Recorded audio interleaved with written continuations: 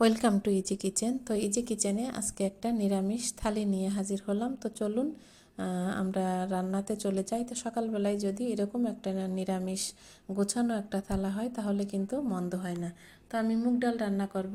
এই মুগ ডালটা আমি একসাথেই ধরেন 1 কেজি ধরে এমনি তেল ছাড়া কড়াইতে ভেজে রেখে দিই, তাহলে যখন রান্না করব তখন আর ভাজাভাজির ঝামেলা থাকবে না।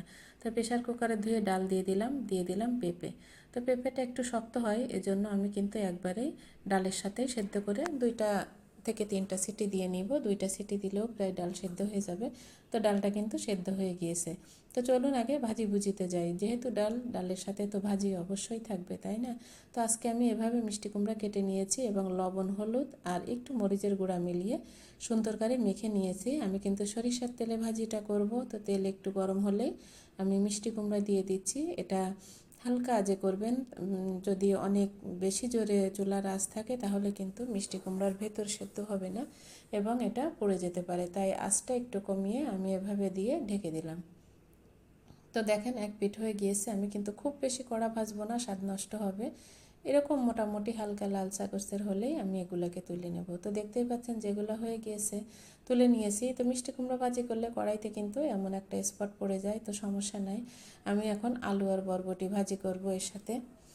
তো আলু কুচি করে নিয়েছি, বরবটিটাকেও সেম আকারের সাইজ করে নিয়েছি। তো লবণ দিয়ে দিলাম, একটু নেড়ে ঢেকে দিব।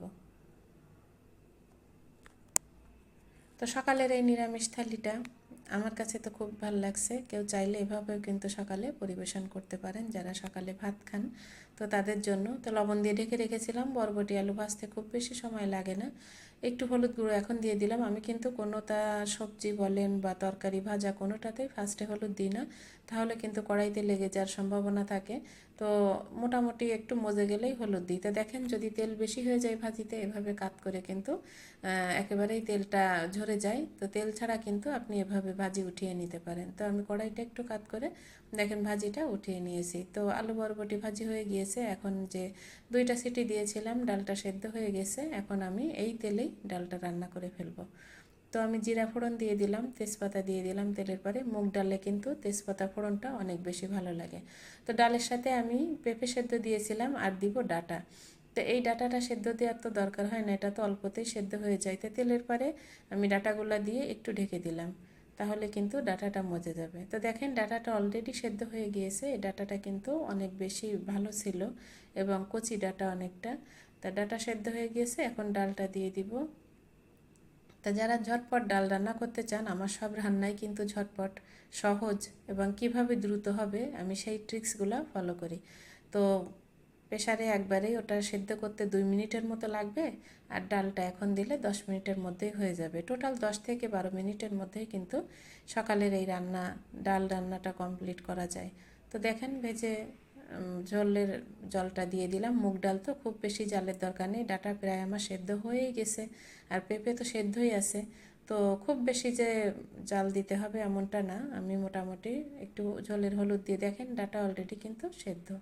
তো ডালটা প্রায় কিন্তু হয়ে এসেছে।